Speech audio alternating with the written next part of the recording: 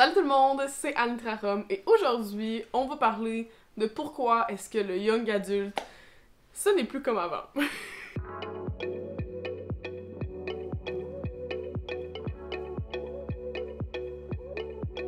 Je sais que j'ai l'air de la personne la plus réactionnaire à dire ce genre de choses-là, mais depuis quelques semaines, j'en suis vraiment venue à cette conclusion-là et j'avais évidemment envie de vous en parler, étant donné que vous êtes les personnes avec qui j'ai le plus parlé de young adulte dans toute ma vie. Donc cette vidéo, ça se veut un peu en mode essai vidéo. Honnêtement, c'était quand même un peu putaclic, mais on connaît, on aime bien. Évidemment, je suis pas là à dire que le young adulte c'est vraiment trash. C'est vraiment plus pour expliquer mon parcours dans le young adulte, pourquoi est-ce que j'en lis moi aujourd'hui, mais tout en expliquant un petit peu que je trouve que le young adulte prend une tendance qui me rejoint moins et qui, je crois, était peut-être pas la meilleure voie à prendre pour le genre littéraire. C'est un peu décevant, j'ai envie de dire. En cette voie-là, ce n'est plus comme avant, là, mais je ne suis pas comme la fille que aussitôt qu'elle... En fait, je pourrais même pas dire ça, j'ai 19 ans, là, je suis encore direct dedans.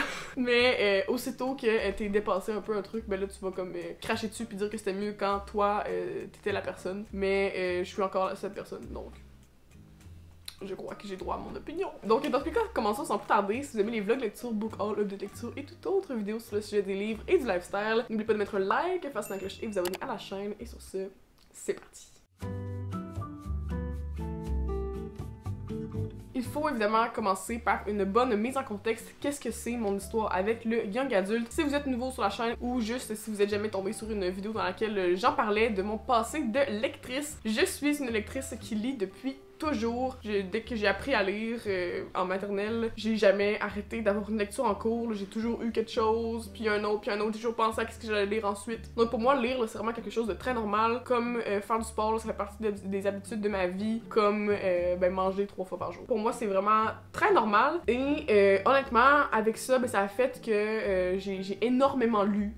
C'était des dizaines, des centaines de livres par année. Puis très tôt, je suis arrivée dans le young adulte parce que ça fait développer ton rythme de lecture, etc., vous connaissez. Rapidement lu tous les classiques du genre de l'époque, évidemment, à laquelle j'étais, donc la sélection, Uglies, tout le tralala, la bande de dystopie qui faisait rage en 2012 à 2014. Et honnêtement, durant toutes les années qui ont suivi, je me suis tenue au courant de toutes les tendances qu'il y a eu, tenue au courant dans le sens, je les ai vécues, on pourrait dire, qu'il y a eu les dystopies, les réécritures de contes, le high fantasy qui est devenu vraiment plus à la mode dans le young adulte, qui était plus juste un genre très masculin, là, pour ceux qui font du Donjons et Dragons. Et on m'a toujours dit, là, au courant de ma carrière de lectrice, si on peut dire qu'un jour, j'allais me tanner, que j'allais plus avoir envie d'en lire, et que la littérature young adulte, en fait, il y a un âge pour lire ça. Après, tu get over complètement, t'en reliras plus, puis tu vas trouver que c'est complètement con. Okay, c'est ça que tout le monde me dit. Mais moi, malgré tout, et je le soutiens profondément parce que je suis profondément amoureuse du young adulte, c'est que j'ai eu énormément de coups de cœur durant toute cette vie de lectrice, on pourrait dire, et je sentais que le young adulte était un genre précieux. J'ai toujours été un peu comme pour défendre le young adulte lorsque les gens venaient me dire que c'était un genre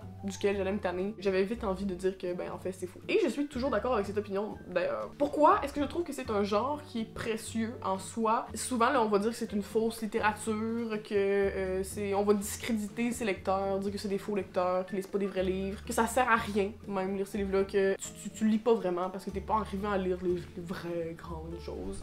Pour moi, le young adulte, ça va pas nécessairement apporter la même chose, évidemment, okay, c'est sûr et certain, mais ça peut apporter une chose différente et qui est très important pour moi, et c'est ma vision de l'universel. Et c'est exactement la même opinion que j'ai pour la littérature pour enfants, d'ailleurs. Parce que pour moi, écrire pour les jeunes, c'est encore plus difficile que pour écrire pour les adultes, la littérature générale, parce qu'on s'adresse à un public qui n'est pas encore mature, qui n'a pas développé toute sa conscience, qui n'a pas tout son esprit critique, et qui n'a pas toutes les capacités mentales, là, évidemment. Quand t'as 12 ans, tu penses pas comme quand t'as 19, puis tu penses pas non plus comme quand t'as 25. Tout ton cortex préfrontal a fini, et que tu arrêtes de prendre des mauvaises décisions. Donc réussir à transmettre des émotions aussi fortes, transmettre une idée qui est aussi complexe à un public qui est dans cette capacité-là, mais c'est honnêtement tout simplement extraordinaire. C'est pour ça que gros bravo à tous les auteurs qui écrivent pour la jeunesse. Moi, je trouve que c'est extraordinaire. Puis ensuite, quand t'es adulte et que tu lis des livres là, qui sont jeunesse, par exemple, qui sont excellents, tu vas te reconnaître, tu vas te rappeler à ta jeunesse si c'est des thèmes qui sont plus par rapport à ça, mais qui peuvent aussi te donner des leçons sur en ce moment, on pourrait dire quand tu vas être plus vieux. Ça touche le véritable universel parce que ça transcende les âges, et ça pour moi c'est vraiment très important. Que quelques petits exemples dans ce cas-là, par exemple, bon, le classique, ça serait Le Petit Prince, qui nous parle de l'amour. Dans le terme de plus, là, des young adultes, ben, on aurait évidemment, mettons, Le Monde de Charlie, qui nous parle de la différence, Grandir, qui nous parle aussi des traumas, des choses comme ça. Ça, c'est vraiment un livre qui est très frappant. Par exemple, si on prend Percy Jackson, ben, c'est un livre qui nous parle de l'amitié. Comme dans Harry Potter, évidemment, que c'est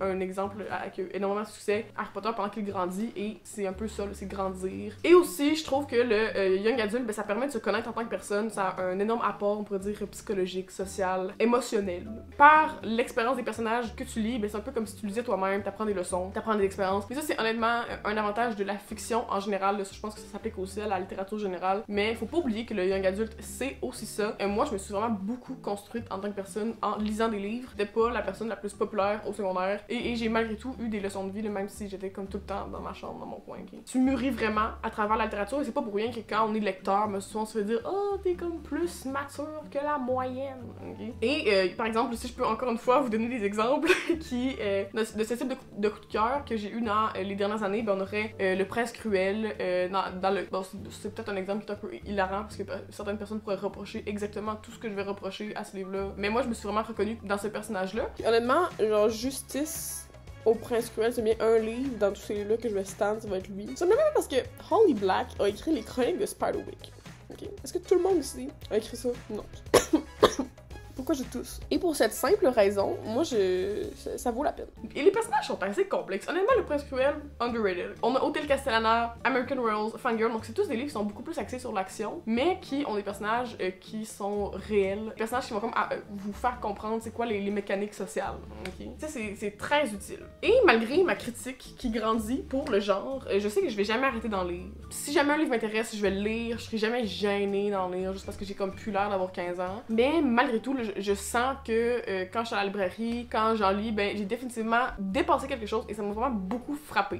Okay? Donc, si on fait un petit résumé là, de ce que je viens de vous dire de pertinent sur le young adulte, lorsque j'en ai lu, il y avait beaucoup de livres qui m'apportaient quelque chose après la lecture. Donc, c'était pas seulement tu le lis pour le plaisir, une histoire fun, bataille, épée, elfe, romance, histoire d'amour, école secondaire, balle de promo. C'était pas juste ça. Okay? C'est vraiment des livres là, qui vont t'apporter quelque chose, une leçon de vie, une expérience, un relatable, quelque chose comme ça là, qui va comme t'expliquer un peu comment ça marche, pas nécessairement avoir besoin de faire l'erreur toi-même. Mais là, je suis passée à travers une longue période de panne de lecture quand j'ai terminé mon cégep. Alors, en fait, à partir de la fin de mon cégep, ma première année d'université, puis ça m'a beaucoup fait poser de questions parce que j'étais comme, est-ce que j'aime plus lire? Mais au final, non, parce que quand j'aimais un livre, j'étais comme, ben, j'aime encore lire, j'ai toujours envie de lire, je suis intéressée par cet univers-là. Donc, je me suis peut-être un peu posé plus la question, tu sais, comme d'où venait ce problème, et j'en suis venue au final à réaliser qu'il y avait comme beaucoup de choses que je me disais dans ma tête qui étaient des critiques par rapport aux young adultes. Donc, ça m'a fait repenser le rapport que j'avais par rapport à ce genre-là. Sans plus tarder, voici qu'est-ce que je critique du young adulte.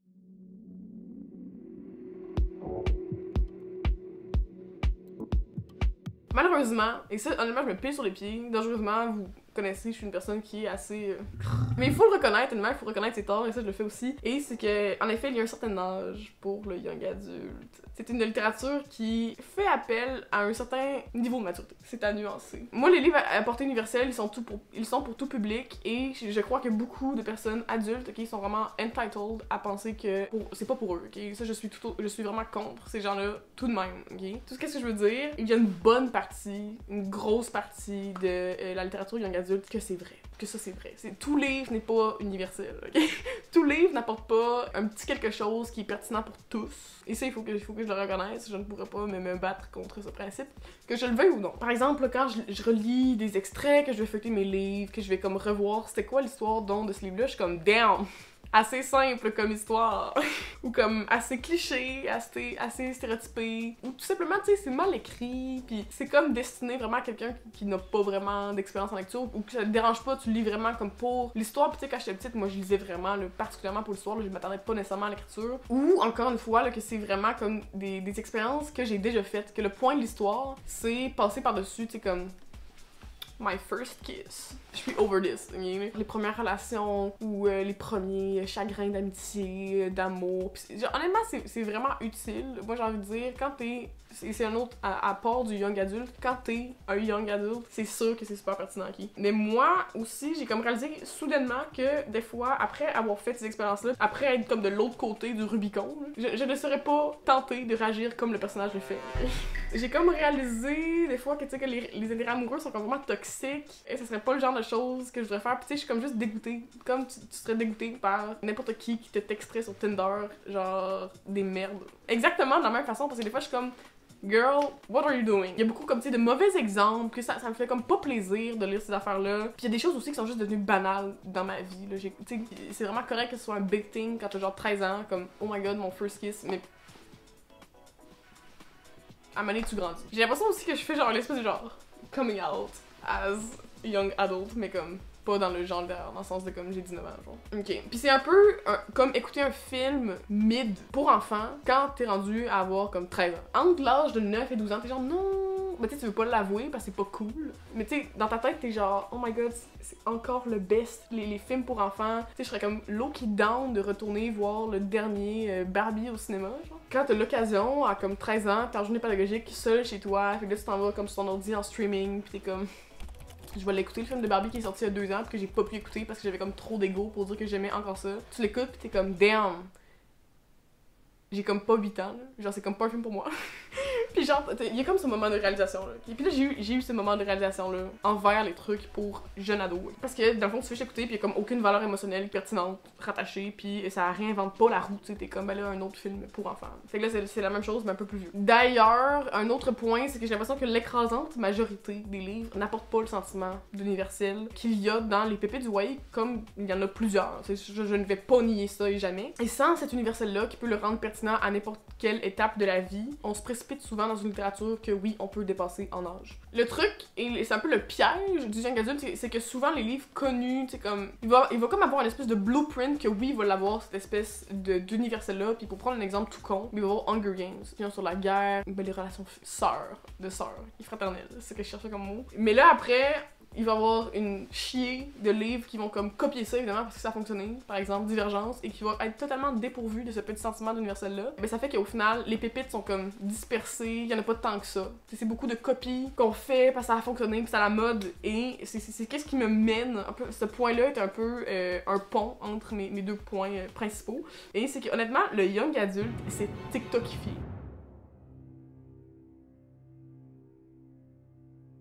Et moi, je suis la première consommatrice de TikTok sur cette planète. Je consomme trop de TikTok. Je suis constamment sur mon téléphone. Je suis accro à mon sel. C'est absolument horrible, ok? Aidez-moi. C'est horrible. Fait que moi, j'ai dit ça là, absolument en 100% connaissance de cause, 100% coupable de tout ça.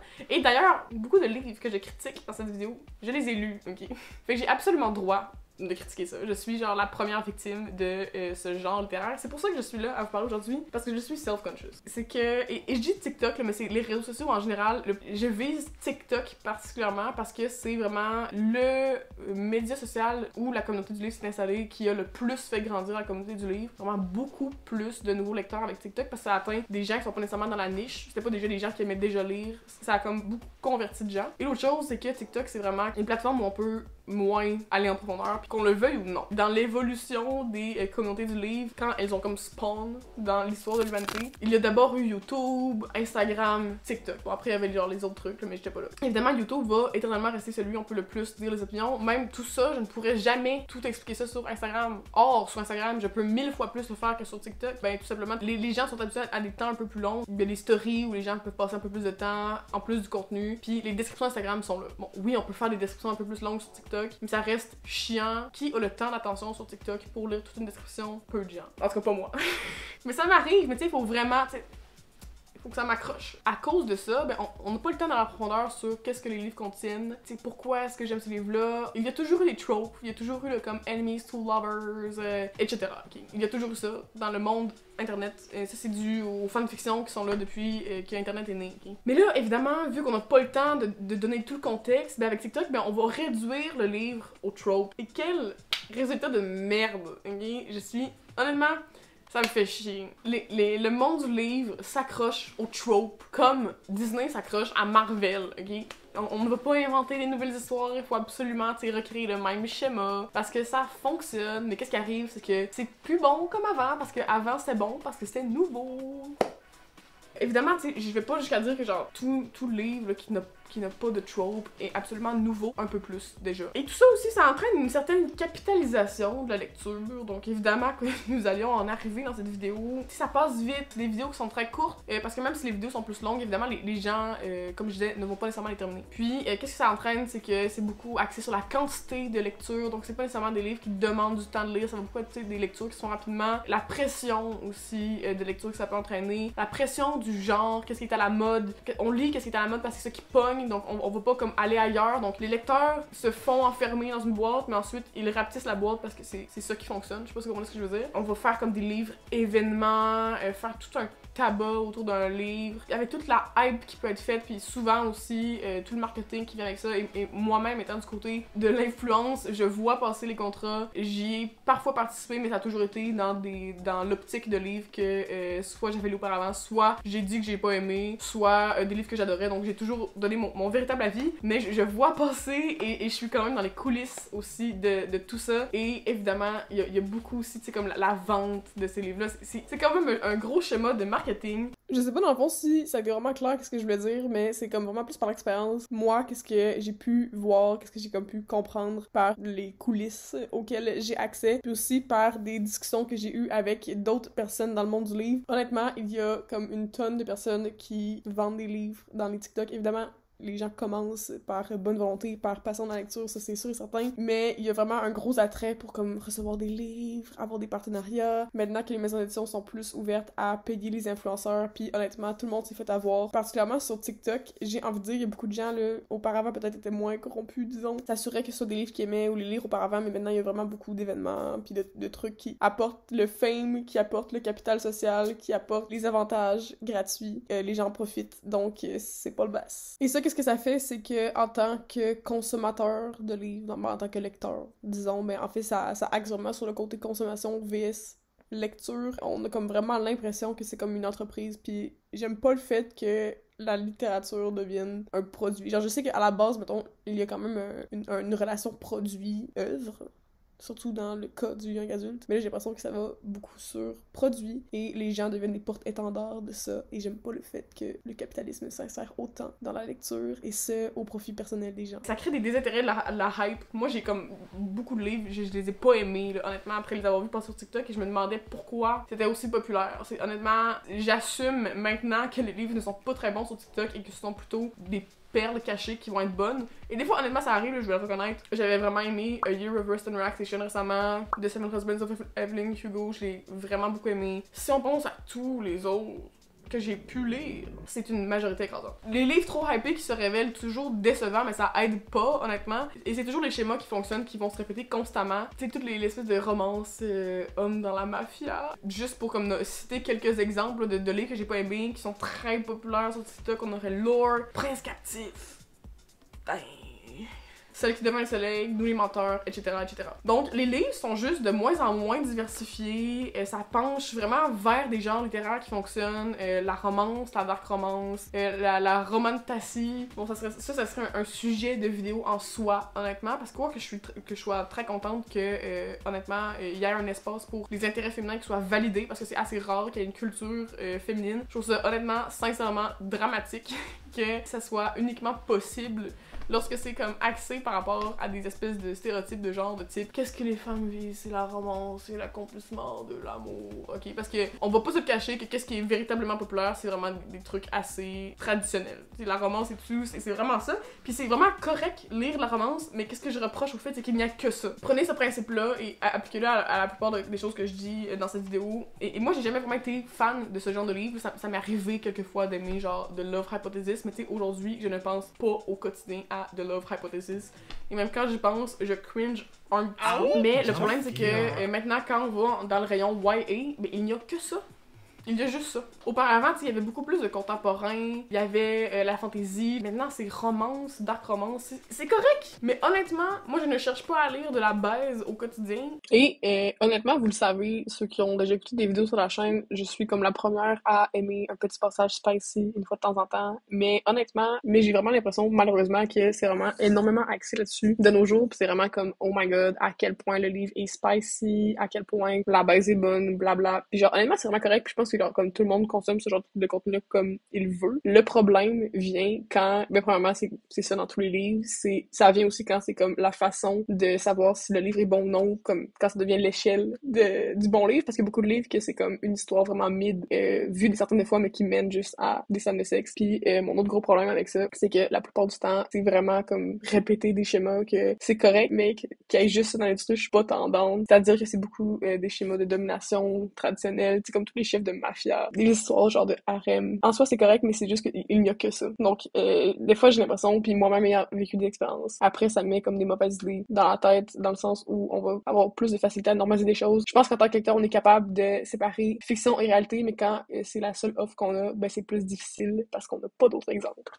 Et ça nous tente toutes à un moment donné, ok, de lire ce genre de livre-là. Mais là, c'est comme, tout est axé sur oh my god, est-ce que le Spice était bon? Est-ce que tout ça c'est correct? Puis je suis comme, damn, j'ai pas envie de lire ça tout le temps, puis y a pas d'offre qui répond à la demande de ça. Je suis obligée de le lire. Fait que tu sais, j'ai l'impression que sur TikTok, autant que dans nos librairies qui sont malheureusement affectées par les tables TikTok, ben tu sais, comme j'arrive, pis là, si c'est un livre de fantasy, il va vaguement ressembler à un livre de Sarah J. Maas. Si c'est un livre de dark romance, ça va comme vaguement ressembler à Dark Olympus ou Punk 57. The Deal de ce monde. Si c'est une romance, ça va être soit la couverture va ressembler à Beach Read ou The Spanish Love Deception. Tout le reste va vaguement ressembler à un Colleen Hoover, en couverture comme en résumé. Honnêtement, c'était ça que j'avais à dire par rapport à TikTok. Et évidemment aussi, il y a énormément un point personnel là-dedans, les goûts littéraires évolue. Quand je suis plus jeune, je lisais beaucoup plus de fantasy. Après, j'ai plus été comme dans l'historique, le contemporain. Par exemple, ben là, aujourd'hui,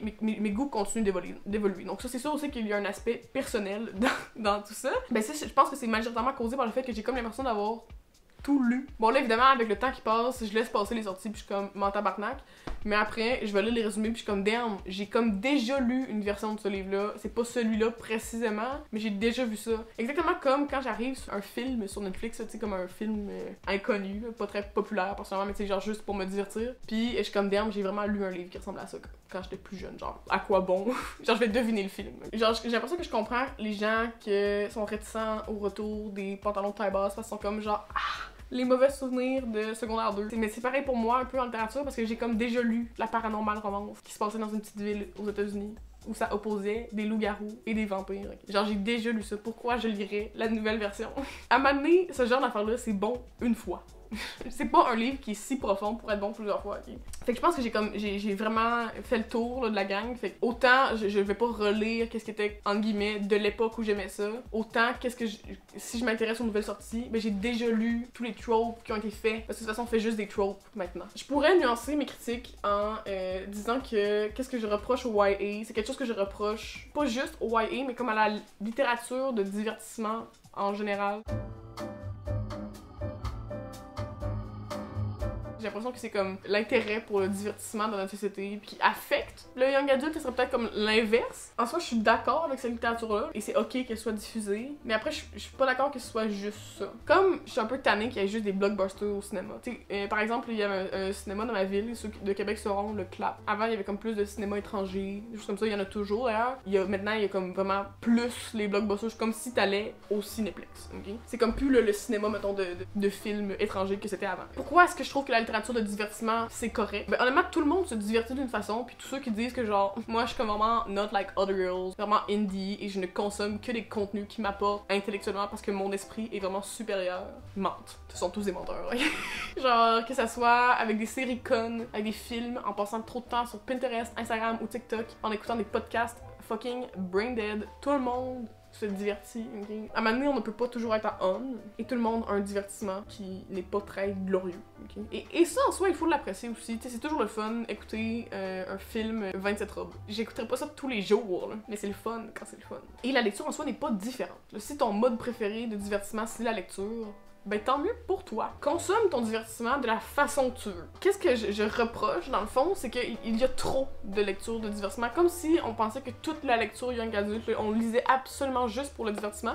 Et aussi, la lecture de divertissement, mais ça peut vraiment être comme un levier vers d'autres types de lectures. Par exemple, si tu n'apprends jamais à aimer lire par des lectures de divertissement, ben il y a absolument zéro chance que quand tu vas avoir 22 ans, ben tu vas le lire pour apprendre. Moi, je pense que c'est très important de consolider l'amour de la lecture, puis ensuite créer l'habitude de la lecture, on va dire. Moi c'est très important, puis je pense que si tout le monde est ici, vous savez l'importance de la lecture dans le développement personnel et le développement en tant que société également. Donc c'est important aussi d'encourager la lecture par divertissement, surtout comme tu sais, quand t'es plus jeune pour ça. Après le young adulte, je pense que tu commences à être un peu plus vieux.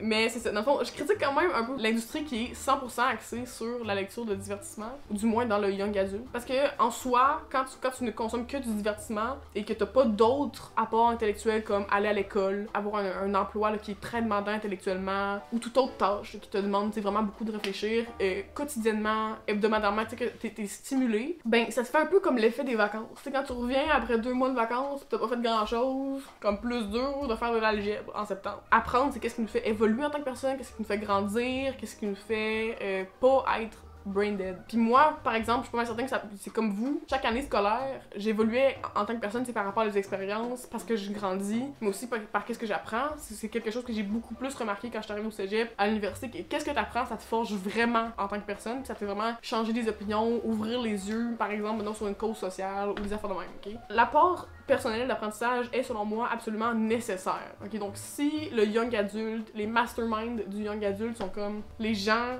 ne veulent pas apprendre jamais, pourquoi? C'est nécessaire. 2, c'est juste le fun à apprendre. Et 3, ben les contenus de divertissement sont simplement plus oubliables. On va pas se le cacher, ok? Fait que, tu sais, ça sert à rien, mettons, d'être 100% penché là-dedans, parce que, ultimement, tu vas pas t'en souvenir tant que ça. C'est comme la consommation pour la consommation. Je le vois comme un truc vorace là, dans toi, que tu peux plus, pis t'es comme accro à ça. T'sais, TikTok, moi je passe des heures là-dessus, pis c'est dégueulasse. À l'exception, évidemment, d'énormes coups de cœur. Moi, j'oublierai jamais Star Wars, Percy Jackson non plus. Percy Jackson qui m'a d'ailleurs appris toute la mythologie grecque. Mes lectures mid, je m'en souviens absolument très peu. Donc le résultat, c'est ok de lire des livres de divertissement, mais lire que des contenus de divertissement, non. Or, le young adulte aujourd'hui, c'est beaucoup ça. Puis même par le passé, là, ça vous le savez, quand je vous parlais du petit quelque chose qu'il y avait dans le livre qui me fait réfléchir, je vous l'ai très souvent dit, j'ai toujours préféré ça. Un livre qui est divertissant, mais qui m'apporte quelque chose. C'est ça, mes livres préférés. Par exemple, là, on avait An Absolutely Remarkable Thing, Les Fourmis, ou au moins là, un livre qui est, par son monde imaginaire, très provocateur de la créativité. On pourrait dire, va me faire beaucoup réfléchir. Tu sais, si t'es une personne créative, c'est aussi une stimulation de l'intellect. Donc, ça peut apporter aussi. Mais tu sais, vous comprenez ce que je veux dire. L'industrie du YA, c'est franchement tourné vers le divertissement dans les dernières années, parce que ce sont des formules qui fonctionnent. Nous allons en arriver, enfin, là, pour de vrai, c'est qu'est-ce qui rapporte de l'argent aux maisons d'édition. Toujours la morale de toutes ces choses. Par exemple, là, des choses que vous allez avoir vues, tu sais, comme tout livre est un livre événement, puis il va y avoir comme 8 pauses, puis 8 décomptes. Il y en avait, là, avant 2018, des décomptes, mais là, maintenant, j'ai l'impression que chaque livre, tu sais, je peux pas manquer chaque livre est comme super important, va être le truc de l'année. On favorise beaucoup les livres semblables, tu sais, des fois, je suis comme, hein, il me semble que j'ai déjà vu cette couverture-là. Encore une fois, selon des tropes qui se vendent facilement, parce que c'est facile à décrire rapidement. Tu sais, un livre qui se consomme bien, exactement selon les attentes. What you see is what you get. Et une autre chose aussi, tu sais, par exemple, les maisons d'édition qui, il y a quelques années, étaient plus concentrées sur les contenus francophones, ou du moins qui avaient comme une balance, maintenant sont beaucoup centrées sur la traduction. La première là, qui a fait ça, c'était définitivement De Saxus. Au début, tu sais, c'était comme, il y avait un peu de traduction, mais pas que. Mais là, c'est vraiment, tu sais, c'est les livres très connus en anglais qui vont être rendus disponibles sur le marché francophone parce qu'ils ont fonctionné pour le grand public anglophone. Évidemment, quand ça fonctionne énormément pour le grand public, ça peut être un livre qui apporte un petit quelque chose, évidemment, mais les livres de masse, en général, ça reste des livres de divertissement, ok? On a ça chez De Saxus, il y a Hachette qui a commencé à publier des livres de Wattpad, etc. On se concentre sur la lecture rapide qui se consomme. Puis un autre truc aussi, là, encore une fois, ça a été comme l'idée par De Saxus, mais il y a plein de maisons d'édition. Il y a comme Brajlon, par exemple, comme la collection R, Rajo également. les exemples sont multiples, mais on se concentre vraiment, tu sais, c'est comme le livre-objet, le livre à consommer. Et je suis moi-même victime de ça, parce que j'adore quand les livres sont beaux. Est-ce que j'ai contribué à ça? Probablement, à mon échelle. Tu sais, c'est comme vraiment dans la consommation, le divertissement, la création de contenu, plus que par le livre en soi, qu'est-ce que le livre apporte, parce que ça se vend bien, etc. On va faire que le livre est beau. Le livre est un objet de décoration, de collection. Tout ça, ce sont des tribus, des intentions, là on pourrait dire des maisons d'édition qui sont plus vers l'argent. Qu'est-ce qui fait beaucoup d'argent? Mais c'est le divertissement. Donc, en soi, le phénomène pourrait être correct si on continuait à publier en parallèle autant de publications qu'auparavant qui étaient comme un peu plus originales. Actuellement, ce n'est pas le cas. Fait que c'est ça que je reproche. Et certaines personnes, là, un peu, là, qu'est-ce que je m'imagine que les gens pourraient répondre à ça? Qu'est-ce que vous pourriez répondre dans les commentaires? Ben, on pourrait dire, ben, tu sais, Anne, tu pourrais aller vers des tranches d'âge plus vieilles, peut-être que t'es rendu, au nu ado. Ben, le problème, c'est que j'ai l'impression que la catégorie livre de divertissement s'applique à comme tout ce qui est ces catégories-là. Qu'est-ce qui se vend sur TikTok? Littérature générale, le new adult, la new romance et le young adult. Donc, c'est pas juste réservé aux young adult, on pourrait dire. Et quelle est la conséquence ultime de tout cela? Qu'est-ce que je ressens au plus profond de mon cœur et qui me brise? C'est que le YA est seulement accessible aux nouveaux lecteurs. C'est d'une tristesse. C'est pas accessible aux lecteurs aguerris pour la simple et bonne raison que le genre ne se renouvelle pas. Et en fait, ils s'enfoncent un peu dans une uniformisation. Si tu entres tout juste dans la communauté, c'est ok, même c'est merveilleux. TikTok a apporté beaucoup de nouveaux lecteurs dans la communauté. Et c'est aussi comme les nouveaux lecteurs qui ont créé cette demande-là, on pourrait dire. On se concentre trop sur les nouvelles personnes, puis on oublie qu'il y a des gens qui ont déjà lu ce genre de livre-là, lu tous les classiques. On peut pas tout le temps reproposer les mêmes. Oh, you haven't read the classics. I've read the classics. I've read all of the classics, so shut the fuck up. Puis on devient démunis, on pourrait dire. L'industrie nous kick out un petit peu au profit de comme toujours des nouvelles personnes, comme si les lecteurs étaient épuisables. En résumé, petite conclusion de cette vidéo, le YA est un genre qui me tient énormément à cœur et je crois que c'est un genre qui est très important et c'est pour ça que je suis triste de voir tout ça, ok? Bon, sur un plan évidemment personnel, je sens que j'en ai lu une tonne et que les formules commencent à se répéter, donc j'ai fait le tour. Et aussi, le fait que le young adulte, à un moment donné, tu dépasses l'âge, ben c'est un peu vrai, là, évidemment. Je suis comme coupée de la portion que, à un moment donné, je lis le livre, puis je suis comme, ben, c'est comme plus un enjeu pour moi, je réagirais pas pareil, je trouve que ta relation est fucking conne. Aussi, là, évidemment, j'ai l'impression qu'il y a pas tous les livres qui vont apporter le petit sentiment d'universel. On coupe encore une partie qui ne satisfait pas ça, qui apporte pas une plus-value après la lecture. Dans le fond, c'est juste des livres qui sont des divertissements purs. Ça me branche moins de base. Puis aussi, je trouve ça difficile de faire juste des lectures de divertissement. Tu sais, comme à un moment donné, t'es en manque. Normalement, j'ai l'impression que, c'est quoi l'expression de fond? Le dernier clou dans le cercueil, c'est ça. C'est ça. Je sais pas. L'industrie a été modifiée profondément par les réseaux sociaux et plus particulièrement par TikTok, qui se focalise beaucoup sur une lecture qui est prospère économiquement. Les livres se ressemblent beaucoup, on met sur les tropes, les genres s'uniformisent au profit de ce qui fonctionne, dark romance, roman fantasy. Donc comme je vous l'ai dit, là, c'est un sujet en soi. Peut-être que je pourrais faire une vidéo là-dessus par rapport aux attentes traditionnelles de genre des femmes et la littérature qui nous est proposée. C'est un peu triste à voir, mais tout ça est au profit de la littérature de divertissement. Et moi, je me sens assez démunie par rapport à ce que je pourrais trouver avant. Bon, peut-être aussi que j'ai vraiment tout à fait l'effet de moi-même, j'étais la nouvelle lectrice auparavant. En fait, ça, c'est absolument sûr et certain. Mais j'ai l'impression que du young adulte, j'en ai lu de comme mes 9 à 19 ans. Donc, en 10 ans, après 3 ans, je n'étais plus une nouvelle lectrice de young adulte. Après, on pourrait dire, bon, t'as pas vécu toute l'expérience.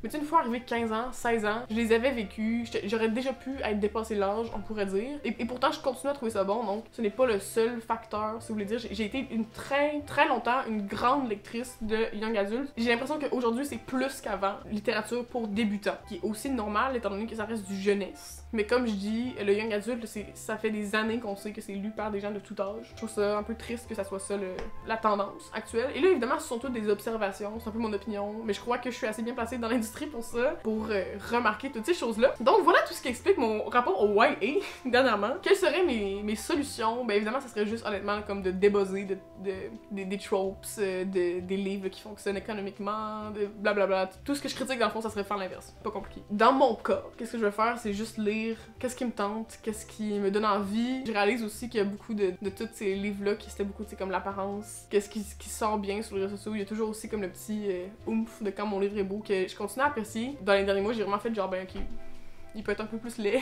C'est correct, dans le sens, je vais comme plus juger par rapport au résumé qu'à la couverture. Bon là je dis ça, mais c'est vraiment un idéal. Si on me voit à la librairie, je vais encore capoter sur les belles couvertures, ok? Mais en tout cas, chacun ses vices. Ben dans le fond, c'est juste ça, là, lire qu'est-ce qui m'intéresse, lire aussi pour apprendre. Bon, c'est sûr que là, je suis en année sabbatique, fait que ça aide vraiment, tu sais, j'ai envie d'apprendre par moi-même, continuer. Mais j'ai envie, tu sais, de plus essayer des nouvelles choses, de lire des classiques. J'avais lu des classiques comme Le Portrait de Dorian Gray que j'avais absolument adoré, tous ces genres de livres-là, donc c'est sûr que je vais plus me brancher là-dedans. Et pour la question du jour, dites-moi dans les commentaires quel est votre rapport au young adulte, qu'est-ce que vous ressentez par rapport à ce monde, qu'est-ce que vous pensez de qu'est-ce qui arrive ici. Dites-moi aussi si vous avez aimé un peu cette vidéo discussion. Donc dites-moi tout ça dans les commentaires. J'espère que vous avez aimé la vidéo, n'oubliez pas de mettre un like, faire la cloche et vous abonner à la chaîne. Je publie des vidéos quand ça me tente. Et ça, on se dit à la prochaine dans une nouvelle vidéo. Salut!